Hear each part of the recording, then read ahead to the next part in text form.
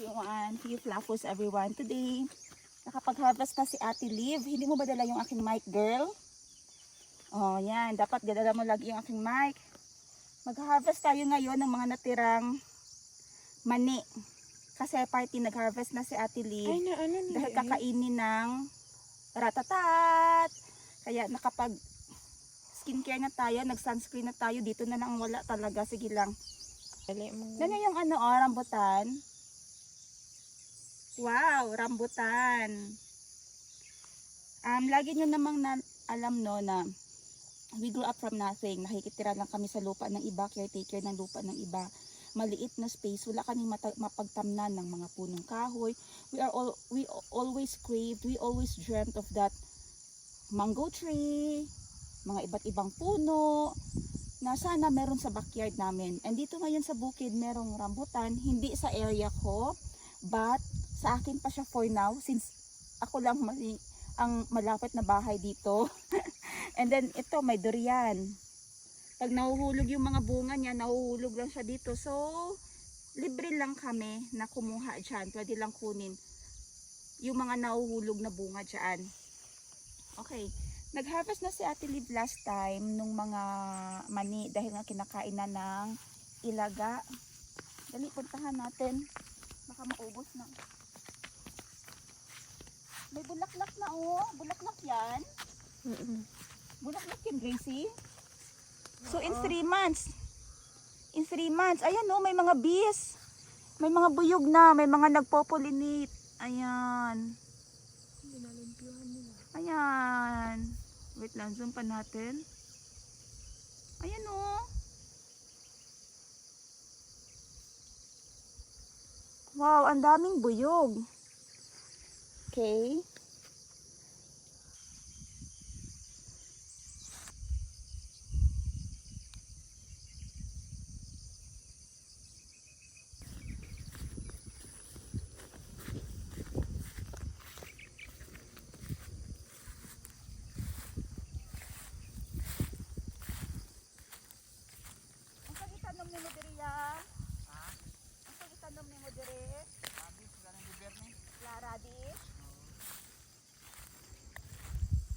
So prepare na yung area dito dahil tatamnan daw nila ng radish or labanos.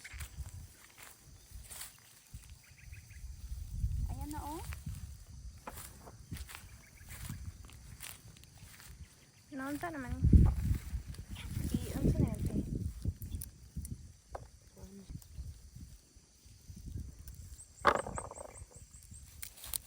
Hindi na wala nakita ni Mami di. Wala na kayo harvest ba kayo natabunan nila ni Bibet.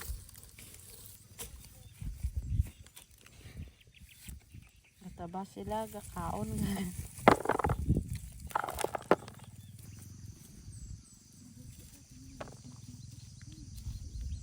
Udamo siya unod din no. Asa nakita nang itong ano? Dili o kung pasalagay sa taas. Lang. Pasabay ko na unod mag-arato siya. Ganito yung iba dili na siya pino.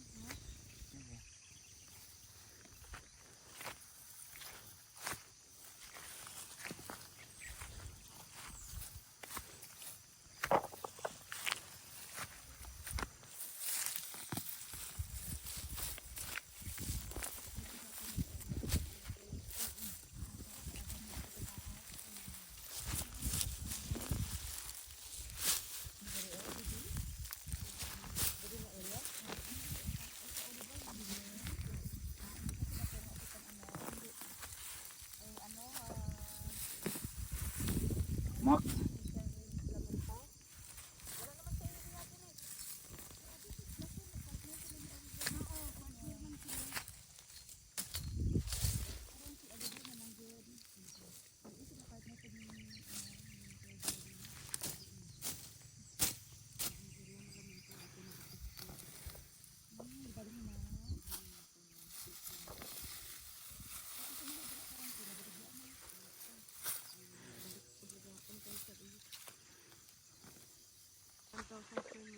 Pero mahal baligya niya.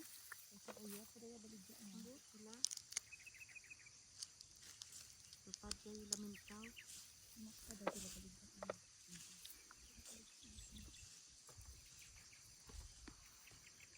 Masih ka na puli?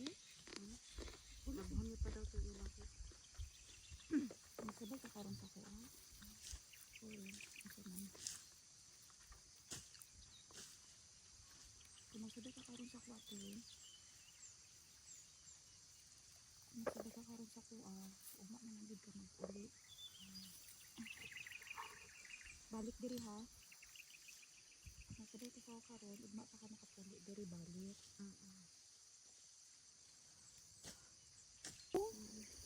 Puno kayo. Wala lagi banatag sang ilaga daw. As in ya, Lamo kayo. may gani ka nabantayan ni Oliver. Bagay sa akon man. Tanawa tong ano mani kay damo na buhi kay laga dito wala na to. Kung ko bisan ko buwas wala ka na marbis ito man. Pagsaga damo man.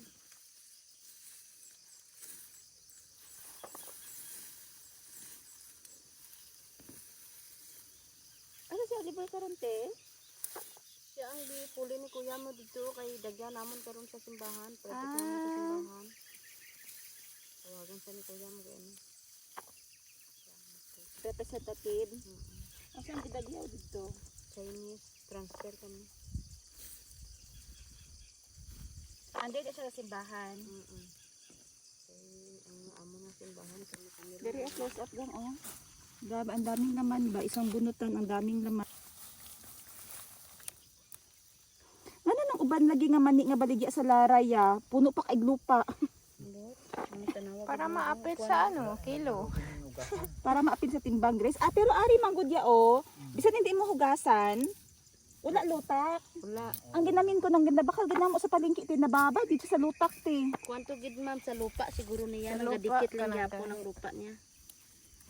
Di ba Grace no? Kapila anuhon, limpyuhan. Atong gindala niyo ha kapila Oo. kaapat nga limpyuhan. Ah, basi Is kinatuyo agani to, ginabras. Di ba si tuyo to para ano, magbugat ang kilo. Kapilang kilo sa paling. Ano ya? Pila to guys, 60 no? 55, 60. Ang per kilo niya. Usay ga 70, 80 ya. 65. Hindi naman namin to ibebenta. Personal consumption lang ito kasi nga mahilig kami sa mani. At saka mahilig mag-snacks ng mani. Lulutuin din namin ito mamaya. Yung iba ipamimigay na dito, iwan sa bukid yung iba. Yung iba kina Ma'am Princess, kina Ma'am Glory. So ito kasi tinanim lang ni ate dito. Straight lang ang pagtanim ba. Si mama nagbili nito, nag-prepare ng binhi. Kasi si mama, nung ano pa siya, estudyante, dalaga. Ito daw yung tinatanim nila sa bukid din. Kaya ang dami niyang instruction kay Ate Liv, paano itanim, kailan hindi pasukan, tino. Hindi pala siya dapat pasukan pag bulaklak siya. Hayaan lang daw siya. So kailan yung last ano niya te? Lagay ng fertilizer. Kay kuya mo tong ano. Oo. Wala man na puno man. Ah, wala lang ni abono. Uy, wala pa itong abono ha. Very organic. Wala man ni Wala na abonuhan ito. Pero dapat ya may abono gid ni siya ya. Hindi na pwede abunuhan. Ah, okay. So low cost lang di ay ni. Mm. Low maintenance lang pala itong mani.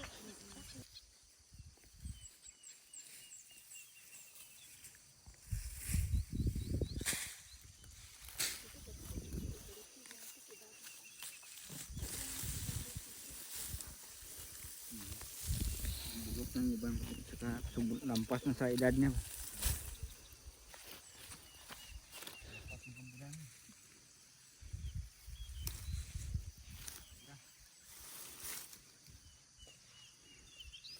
Dala dito Grace ha. Kota dito Grace.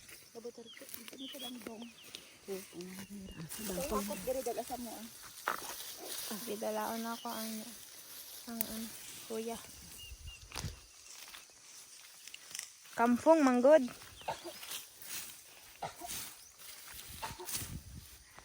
Try natin guys. Ay pagunit. Ari.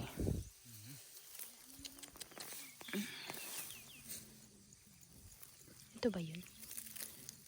wala siya ano. Ay, hindi siya mao. Are. Ouch. Kaya.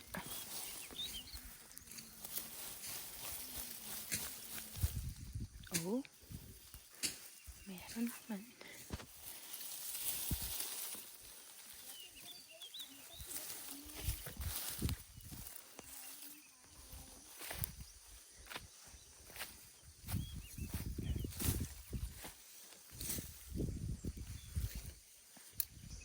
Unya na pang mga magbalik-balik gihapon na. Ganda ng panahon ngayon. Nag-harvest itong kamote dirate sa dalom. Wala pa. Dugay din ng kamote. Lipat kami dito sa lilim oh. Sa ilalim ng rambutan. Guys, kita niyo yung rambutan. Nag-start na siya talaga ng pamumulaklak. Haha. Siguro in 3 months. Last time kasi July, August.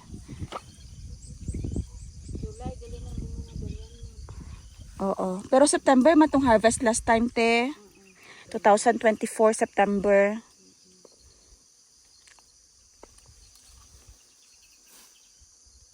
Dami na oh. May ilang batch pa. Tapos kaninang umaga si kuya, kumuha din ng ano, lettuce te no?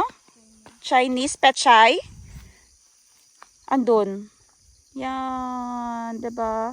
1 month lang kasi to siya, 1 month mahigit lang. Pwede nang harvestin. Oh. Ang laki ng mga kuha niya kanina, ang gaganda. Yan. So, on Wednesday daw, pwede na yan siyang harvestin. Tapos sa palibot nun, dyan sa gilid, may mga kulitis, may kamote tops. Hinarvest niya naman, kumuha siya kanina para pang ulam namin. Ay, ito pala yung tanim na gusto ko. Ba't meron dito? Ito, yung color violet.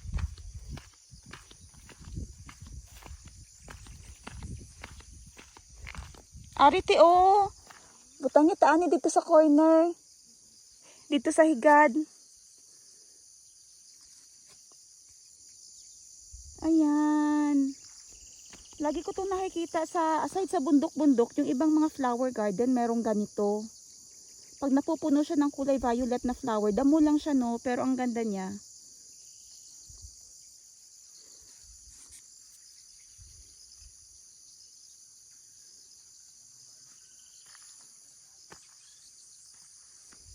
Dagko na kayong mga kawayan ni Kagawad.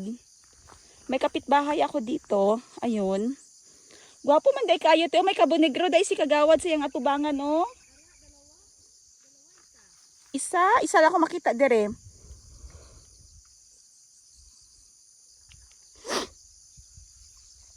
Ayun, bahay ni Kagawad, turo ko sa inyo. Yan. Concrete, semi-concrete yung sa kanya at nagbuhos siya. Pero natabunan lang yung view niya. Natabunan yung view niya ng bundok na yan. Pag tumaas yung mga tanim dyan, halos wala na siyang makitang view din talaga. So, napakaswerte ko dito sa area ko. Ayan. Overlooking. Tanaw talaga yung mga lights sa baba. Meron pang native na bayabas dito. Oh. Ilang years na kaya yan siya dyan. Laging napuputol dahil ginawang daanan na naman dito ng motor. Dati yung daanan ng motor sa baba. May nag-aagi pa sa dalom, te. Wala na.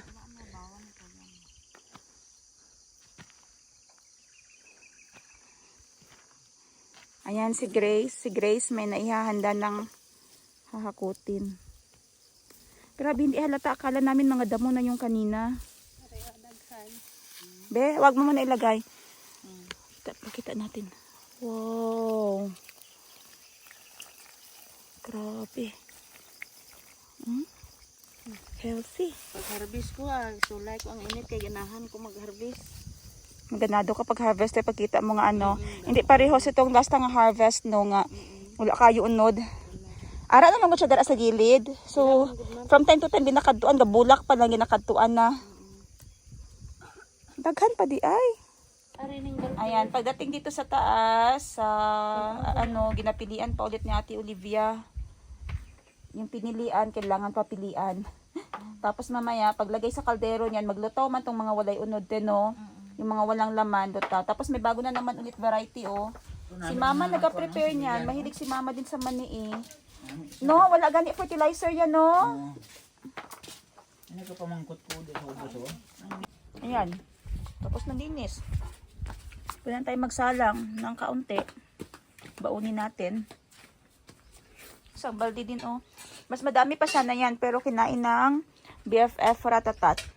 Ayun si Kuya kanina, di ba sabi ko kanina sa first na videos natin sa nauna kanina, na pwede na i-harvest on Wednesday yung kanilang Chinese petchay. Chinese petchay to na, no? Grabe kalaki, oh. 1, 2, 3. Malaki siya sa actual, ha, kasi naka 0.5 tayo. Kung 1, ganyan ang 1 niya. Hindi siya magkasya sa screen. Diba? Parang siyang bouquet. Ayan, nakuha ni Kuya. Lang.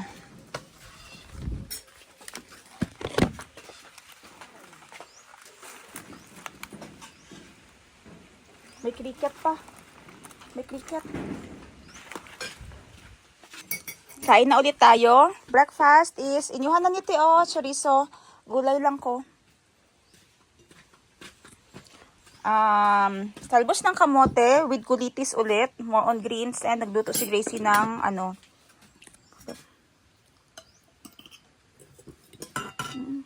Ano ni wait lang. Bawas eh. Ito. Okay. Kanang gamay naman gani akon. Wait lang. Maayong udto, everyone. So, nagbaba lang ko na ako diri sa Bakilid karon.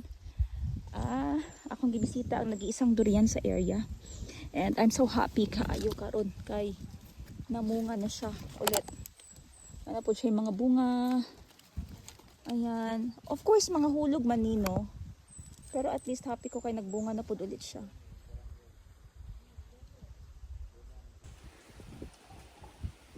Temporary lang yung basurahan dyan. I-move namin yun siya dun sa baba. Dito na yung bagong area. Kagabi nakita nyo siya na madilim. Ngayon, ayan, maliwanag. Pwede nang mag-coffee, pwede magtambay, pwede matulog. Ito, i-move pa ito. Ito, i-extend pa yan doon. Palawak pa yan siya doon. Sobrang sarap. Naluto na siya.